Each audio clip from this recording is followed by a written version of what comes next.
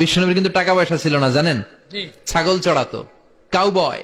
মা মিন নাবিয়্যিন ইল্লা রাআল গানাম, ছাগল চড়াতেন। এরপরে খাদিজাতুল কুবরার স্টাফ হিসেবে, কর্মচারী হিসেবে ক্যারিয়ার শুরু করলেন। এরপর বিজনেস ম্যাগনেট হিসেবে শুরু করলেন। খাদিজাতুল কুবরার সাথে যখন বিয়ে হয়ে গেল, খাদিজাতুল কুবরা তাহেরা ওনার সব সম্পদের মালিক বিশ্বনবীরে বানায় দিলেন। আল্লাহ বলেন, তোমার তো কিছু ছিল না নবী, এই খাদিজার মাধ্যমে বিয়ে পড়িয়ে দিয়ে আমি তোমারে ধনী বানিয়ে দিলাম। যে মিজানুর রহমান আজাহারি নামক এই ব্যক্তির বক্তব্য আপনারা সমর্থন করবেন না। ইনার বক্তব্য কোরআন সুন্নাহর মুখালেফ। ইনার বক্তব্য কেউ যদি মেনে নেয় সেও কাফের হয়ে যাবে। মিজানুর রহমান আজাহারি অলরেডি কাফের হয়ে গেছে। আসসালামু আলাইকুম ওরহমতুল্লাহি ওবারাকাতুহু। সম্মানিত ভিউয়ার্স, আপনারা সোশ্যাল মিডিয়ায় একজন বক্তার বক্তব্য শুনেছেন। তিনি বাংলাদেশে অনেক মানুষের কাছে এক ধরনের মুফাসসির হলেও তাফসির করার মতো জ্ঞান, যোগ্যতা যা থাকা দরকার, আমার মনে হয় ন্যূনতম তফসিরের জ্ঞান সমস্ত মুফাসসিরগণ যা তফসির করেছেন তার 1% তার কাছে নেই। এখন প্রশ্ন হতে পারে, উনি কেমনে মুফাসসির? মানুষের সামনে পরিচিত কোনো একজন ব্যক্তি যখন ঈমান হারা হওয়ার জন্য কোনো উপায় না থাকে, আল্লাহ সুবহানাহু ওয়া তাআলা কোনো মানুষের দ্বার প্রান্তে নিয়ে যায়, এমন ব্যক্তির দ্বার প্রান্তে নিয়ে যায় যিনার কাছে তফসিরের, আল্লাহর কোরআনে পাকের কোনো জ্ঞান তার কাছে মোটেই নেই। সেরকম একজন ব্যক্তির নাম হচ্ছে বর্তমান সময়ে মিজানুর রহমান আজাহারি, ওনাকে বলা হয়। ইনি সম্প্রতি যশোরে একটি তফসিরুল কোরআন মাহফিলে আমাদের পেয়ারা নবী রসুল করিম সাল্লাল্লাহু তাআলা আলাইহি ওয়াসাল্লামকে উনি রাকাল বলেছেন। উনি মা খদিজাতুল কুবরা রাদিয়াল্লাহু তাআলা আনহার স্টাফ বলেছেন, কর্মচারী বলেছেন। নাউজুবিল্লাহি মিন যালিক। অথচ আপনি কোরআনে পাকের শুরু থেকে শেষ পর্যন্ত আপনি যদি অ্যানালাইসিস করেন, দেখবেন এই ধরনের শব্দ কোরআনে পাকের মধ্যে রসুল পাকের ক্ষেত্রে ব্যবহার করা আল্লাহ হারাম করে দিয়েছেন। আর ওই মুফাসসির সেজে ওই ব্যক্তিটা তফসিরুল কোরআন মাহফিলের মধ্যে হাজারো মানুষের সামনে উনি এমন একটা মন গড়া তফসির করেছেন যা আইয়ামে জাহিলিয়া, অর্থাৎ রসুল পাকের জমানায় মক্কার কাফের এবং ইহুদি নাসারারা এরকম একটা বক্তব্য দিয়েছিল।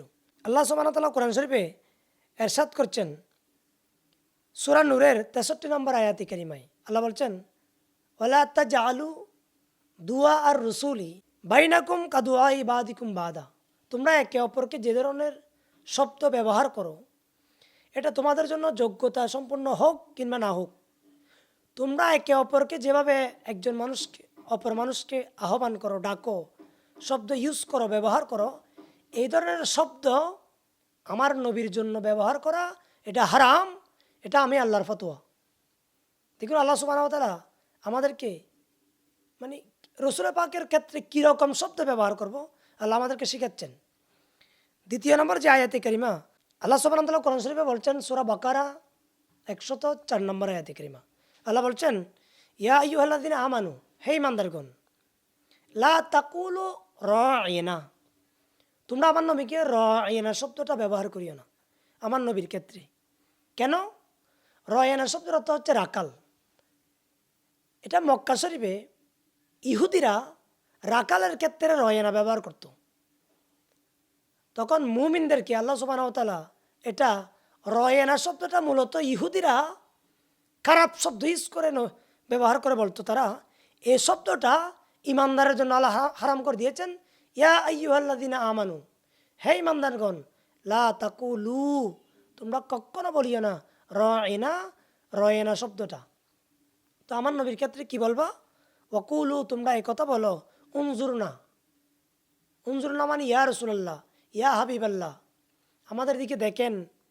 মানে রাঈনা শব্দ নিষেধ করে দিয়েছেন আল্লাহ সুবহানাহু ওয়া তাআলা। রাঈনা শব্দ কেন নিষেধ করেছেন? এটা রাকালের ক্ষেত্রে ব্যবহার করেছেন।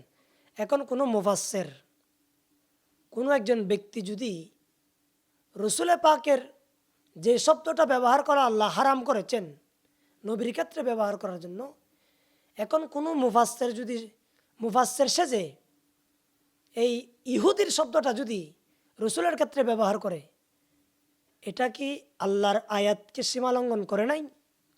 এটা তো আল্লাহ পাকের ফয়সালা, আল্লাহ পাকের ফতোয়া। লা তাকুলু রায়না বলেছেন, এটা আল্লাহ সূরা বাকারার 104 নম্বরের মধ্যে একদম স্পষ্ট মাসআলা ফতোয়া দিয়ে দিয়েছেন।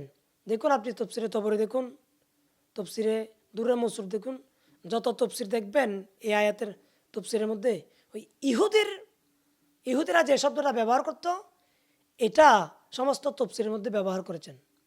নাউজুবিল্লাহ। কিন্তু আমাদের দেশে এমন কতগুলো গোড়ামি, গাদ্দার এই মিজানুর রহমান আজহারের জন্য পাগল হয়ে যাচ্ছেন। তিনি আল্লাহকে কষ্ট দিচ্ছেন, রসুলকে কষ্ট দিচ্ছেন, আউলিয়া ইকরামের শানে এমন অসন্তুষ্ট শব্দ ব্যবহার করছেন, কিন্তু মানুষরা পরোয়া করছেন না। দেখুন, আল্লামা কাজী আয়াস মালিকি রহমতুল্লাহ এখানে শেফা শরীফের মধ্যে আর শেফা বিতারিফিল হুকুকিল মুস্তফা, এখানে উনি ফতোয়া নকল করছেন যে রসুল পাকের শানে যদি কেউ খারাপ শব্দ ব্যবহার করে, সে স্পষ্ট সরাহাতান কাফের হয়ে যাবে।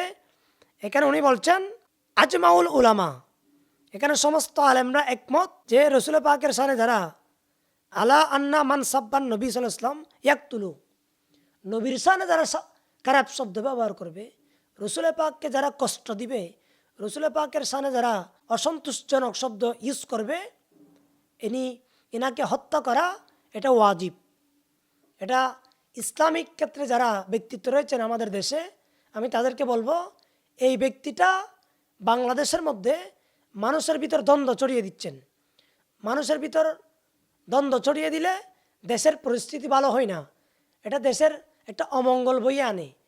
আমি বর্তমান সরকারকে বলবো, অতি দ্রুত এই মিজানুর রহমান আজহারি নামক বেদুইনের কাজ নিয়ে বাংলাদেশে এসছে, অতি দ্রুত বাংলাদেশ থেকে বহিষ্কৃত করার জন্য। দেখুন, আল্লাহ পাক সুবহানাহু ওয়া তাআলা কোরআন শরীফের আরেক জায়গায় বলেছেন, সূরা আহজাবের 57 নম্বর আয়াতে কারিমা, যে রসুল পাকের শানে, আল্লাহর শানে কেউ যদি খারাপ শব্দ ব্যবহার করে, যদি আল্লাহ রসুলকে যদি কষ্ট দেয়, এখানে আল্লাহ পাক সুবহানাহু ওয়া তাআলা স্পষ্ট বলছেন, ইন্নাল্লাযীনা ইউযুনা আল্লাহ ওয়া রাসূলাহু লাআনাহুমুল্লাহু ফিদ দুনিয়া ওয়াল আখিরাহ।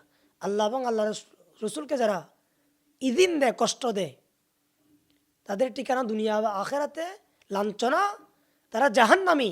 এটা আল্লাহ সুবহানাহু ওয়া তাআলা সূরা আহজাবের 57 নম্বর আয়াতে কারিমের মধ্যে স্পষ্ট ফতোয়া দিয়েছেন। এবং আল্লামা কাজী আয়াস মালিকি রহমতুল্লাহ এখানে স্পষ্ট আপনার ফতোয়া নকল করেছেন যে রসুল পাকের শানে যারা বেয়াদবি করবে, মান সাব্বা নবিয়ান ফাকতুলুহু, বিশ্ববিখ্যাত ইমাম আল্লামা তকিউদ্দিন সুবকি সহ অসংখ্য আলেমরা একমত। সম্মানিত দর্শক শ্রোতা, আপনারা যারা আমার এই বক্তব্য দেখেছেন কিংবা দেখবেন, আপনাদেরকে আমি করজোড়ে আহ্বান জানাবো যে মিজানুর রহমান আজহারি নামক এই ব্যক্তির বক্তব্য আপনারা সমর্থন করবেন না। ইনার বক্তব্য কোরআন সুন্নাহর মুখালেফ। ইনার বক্তব্য কেউ যদি মেনে নেয়, সেও কাফের হয়ে যাবে। মিজানুর রহমান আজহারি অলরেডি কাফের হয়ে গেছে। আল্লাহ সুবহানাহু ওয়া তাআলা আমাদেরকে ইনার বক্তব্য থেকে আমাদেরকে হেফাজত করুক, আমিন। আসসালামু আলাইকুম ওয়া রাহমাতুল্লাহ।